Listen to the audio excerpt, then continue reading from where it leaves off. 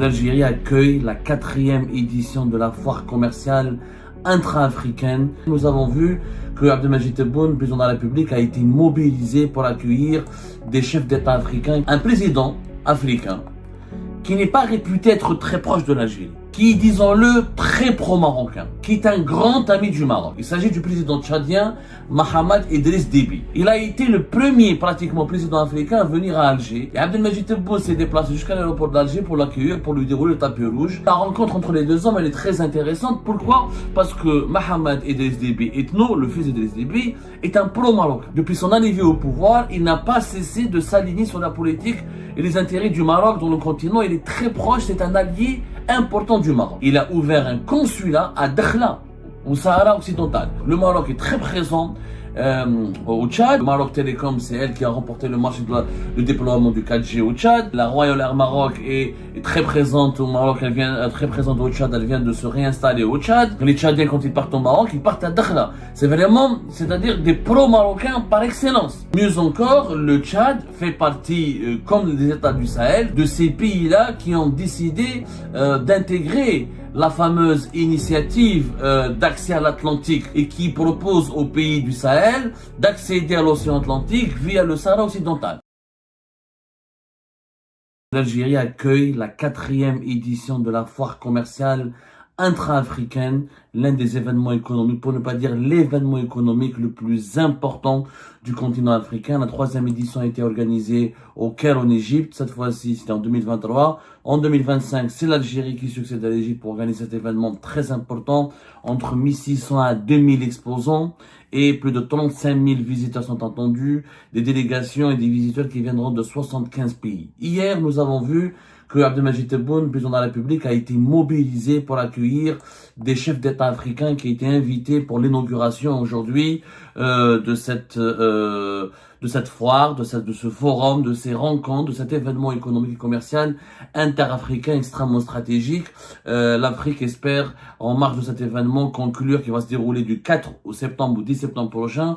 Il s'agit normalement de discuter de projets d'investissement, de transactions et de marchés qui seraient évalués à 44 milliards de dollars. Je vous rappelle juste, c'est pas l'Algérie qui organise, l'Algérie est la terre d'accueil. Elle est partenaire des organisateurs. Les organisateurs sont des organismes africains. Il s'agit de la Banque africaine de l'import-export, Afreximbank, avec la Commission africaine chargée du commerce, je crois, plus le secrétariat général de la zone économique de libre-échange africaine. Donc, il y a quand même, c'est un événement panafricain organisé par des instances de l'Union africaine. Il ne s'agit pas d'un événement algérien. C'est un événement africain, panafricain. Sa réussite, elle est extrêmement importante, elle est stratégique même.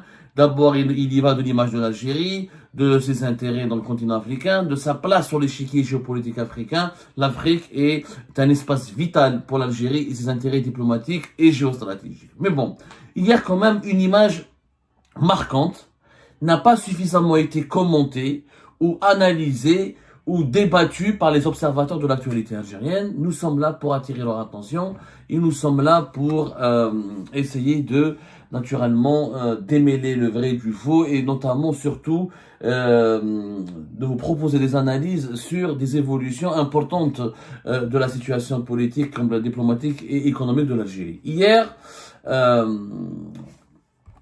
président africain qui n'est pas réputé être très proche de l'Algérie, qui, disons-le, très pro-marocain, qui est un grand ami du Maroc. Il s'agit du président tchadien Mahamat Idriss Déby.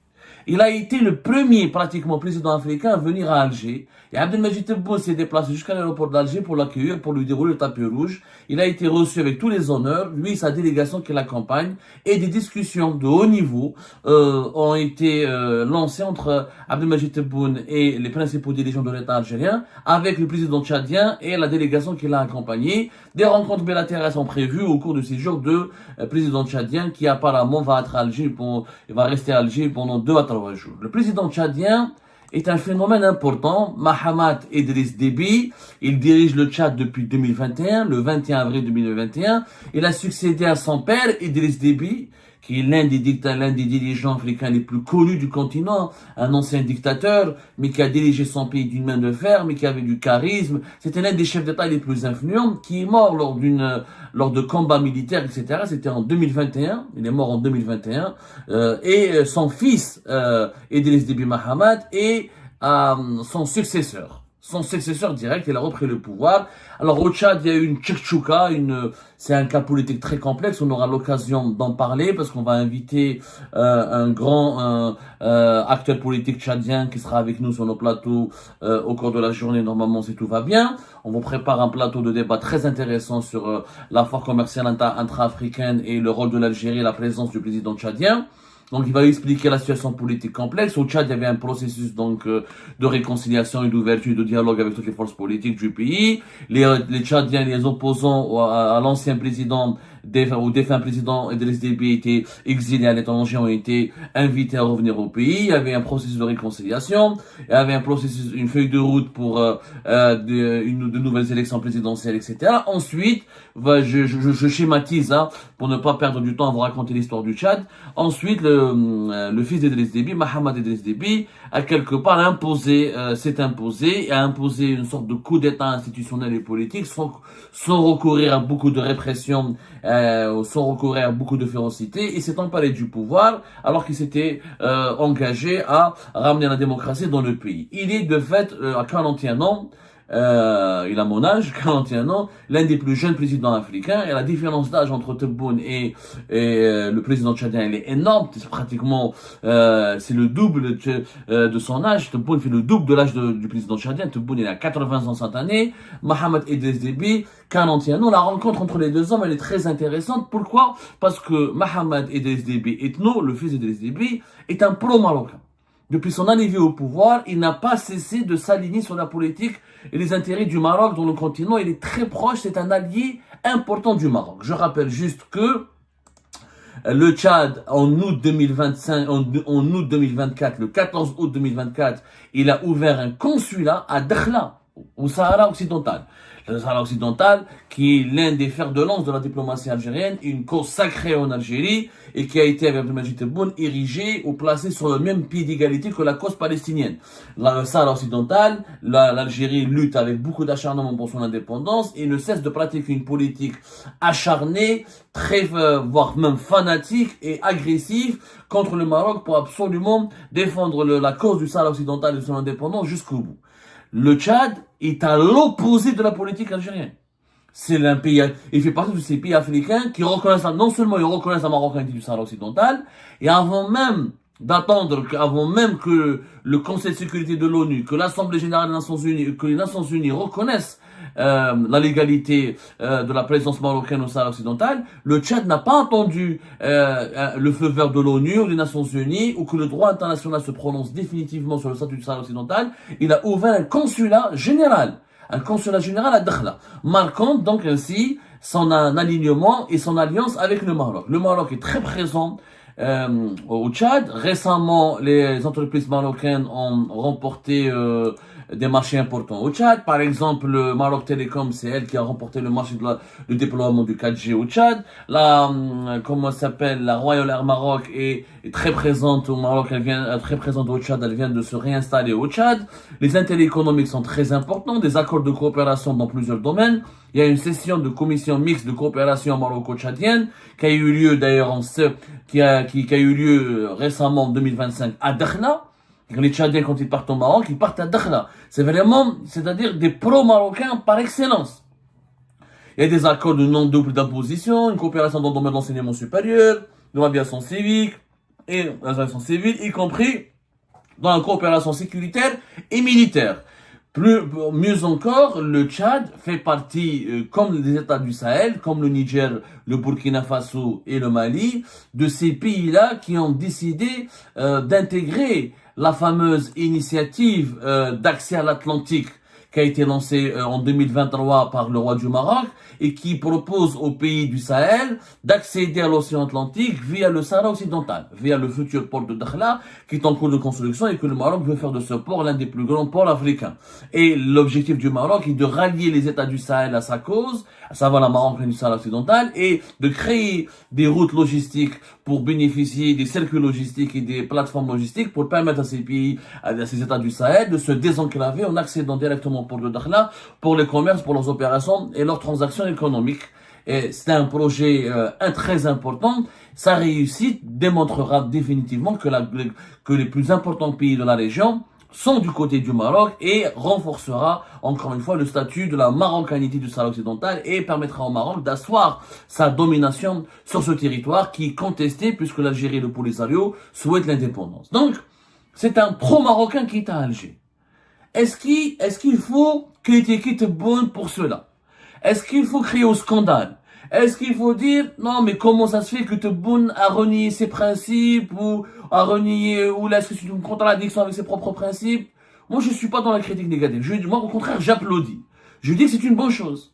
Voilà la preuve que l'Algérie peut dépasser ce complexe qui est le Sahara occidental et ce complexe de Maroc, cette marocophobie ambiante et ce complexe du Sahara occidental, on peut le dépasser et on doit, et c'est bien que l'Algérie a déroulé le tapis rouge au président tchadien. Parce qu'il fallait parler à ces pays africains qui sont pro-marocains. On peut pas les exclure, on peut pas les occulter, on peut pas les ignorer. Au contraire, le Sahara occidental et le problème avec le Maroc ne doit pas empêcher l'Algérie de tisser ses bonnes relations, de se rapprocher de ces pays et d'essayer aussi de concurrencer le Maroc dans ces pays-là. Voilà une bonne initiative. Alors au contraire, je trouve pas ça choquant. Je trouve ça au contraire pragmatique. Hada ou le pragmatisme. C'est pas parce qu'il est pro-marocain ou parce qu'il reconnaît la Marocaine du Sahara occidental que je dois pas l'inviter, que je dois pas traiter avec lui, que je dois pas essayer de conquérir des marchés au Tchad, que je dois pas l'influencer, au contraire. Si on boycotte tous les pays qui sont du côté du Maroc, l'Algérie va disparaître du continent africain. On va céder la place. C'est comme ça qu'on fait c'est comme ça qu'on va arranger, c'est comme ça qu'on fait des cadeaux au Maroc. Il faut concurrencer le Maroc, y compris dans les pays qui sont amis et alliés avec le Maroc. Donc, c'est une bonne chose. C'est une excellente chose que Tebboune accueille le président du Tchad, qui est un président pro-marocain. Mais dans ce cas-là, il faut que cette politique de pragmatisme soit appliquée avec tout le monde. Je ne comprends pas. Toi, tu te disputes avec la France et tu crées une crise géopolitique et diplomatique très violente avec la France parce que la France a reconnu la Marocanité du Sahara occidental. Mais avec le Tchad, qui a ouvert un consulat à Dakhla, tu lui déroules le tapis rouge. Il faut appliquer le pragmatisme avec tout le monde. Il faut différencier tes intérêts, tes relations bilatérales avec les pays qui ont reconnu la Marocanité du Sahara occidental et il faut les différencier avec leur position souveraine. Ils ont beau reconnaître la Marocanité du Sahara occidental, il faut pas divorcer avec ces pays-là. Il faut pas se montrer agressif et violent. Je pense que la présence du président tchadien à Alger pourrait, j'espère en tout cas, j'espère qu'elle pourrait être le début d'une rupture avec une doctrine bête, méchante et totalement idiote qui est de l'approche agressive de rupture et de divorce et de prendre des distances et de séparation avec les pays qui ont reconnu la Marocanité du Sahara occidental ou qui ont ouvert des consulats ou qui ont reconnu ou qui appuient la Marocanité du Sahara occidental. C'est complètement con. Cette doctrine, elle est conne. Elle est complètement conne, elle éloigne, elle isole l'Algérie et elle fait de l'Algérie un pays méchant, un pays agresseur qui s'ingère dans les affaires, qui viole la souveraineté des autres pays, qui sont souverains, ils ont le droit de soutenir qui ils veulent. S'ils sont pas convaincus par le Sahara occidental, ils sont pas convaincus, je veux dire. C'est pas le Coran. Ce n'est pas une cause sacrée, à la raison d'Imam Hassan, ce n'est pas la Palestine. Ce n'est pas du tout la Palestine. Donc, ils sont pas convaincus, ils sont pas convaincus. Mais ça doit pas empêcher l'Algérie de se rapprocher de ces pays, d'essayer de les séduire, de comprendre pourquoi ils sont aussi trop pro-marocains. Il faut pas laisser les Marocains et les entreprises marocaines et les entités marocaines dominer outrageusement ces pays-là. Voilà le pragmatisme. هذه حاجة مليحة. Sincèrement, je trouve que Tebboune a bien fait de dérouler le tapis rouge au président tchadien, de le mettre à l'honneur, de le mettre en avant, de l'accueillir chaleureusement. Mais c'est ce qu'on devrait faire avec tous les pays qui sont trop proches du Maroc. C'est comme ça qu'on peut concurrencer le Maroc, c'est en faisant du lobbying, de la diplomatie, mais chez toi avec l'agressivité, la nervosité, c'est pas en se montrant belliqueux, en les attaquant, en les violentant, en les insultant, en les invectivant. Non, il faut aller batailler, faire du lobbying, concurrencer les Marocains. Dans ces batailles, dans ces champs de bataille, la bataille, elle est diplomatique, elle est économique, elle est géopolitique. L'insulte, la calomnie, la rupture, les bras de fer, le chantage ne marche pas. Donc imaginez que l'Algérie va menacer le Tchad, va bouder le Tchad. Ok, j'ai raison donc de rouler pour les Marocains. Regardez ce qu'elle fait avec les autres. D'ailleurs, ce qu'on a fait avec le président tchadien, on devrait le faire. Il faut inviter les présidents des États du Sahel. Il faut se réconcilier avec le Niger, le Mali, le Burkina. Il fallait les inviter pour la foire intra-africaine. C'était l'occasion de se réconcilier avec les États du Sahel. Ils sont pro-marocains. C'est pas grave.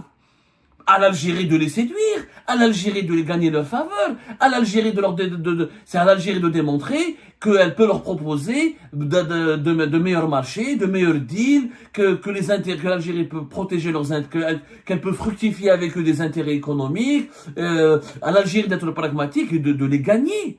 Mais si tu laisses le Maroc faire le lobbying, faire la séduction, parler du business, à développer les affaires avec ces pays, c'est normal que ces pays-là vont choisir le Maroc.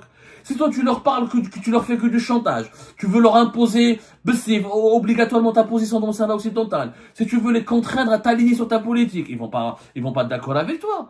Mais ils n'ont rien à gagner. Il faut savoir que les pays africains n'ont rien à gagner avec le Polisario. Je dis bien le Polisario, je dis bien les Sahara occidental, 300 000, 400 000, un pays qui n'existe même pas et personne n'est convaincu par. Déjà, les pays africains qui existent depuis des décennies, ils ont du mal à se démerder, à se débrouiller et à assurer leur sécurité. Ils vont pas aller soutenir la création d'un autre État dont on ne sait même pas est-ce qu'il est viable.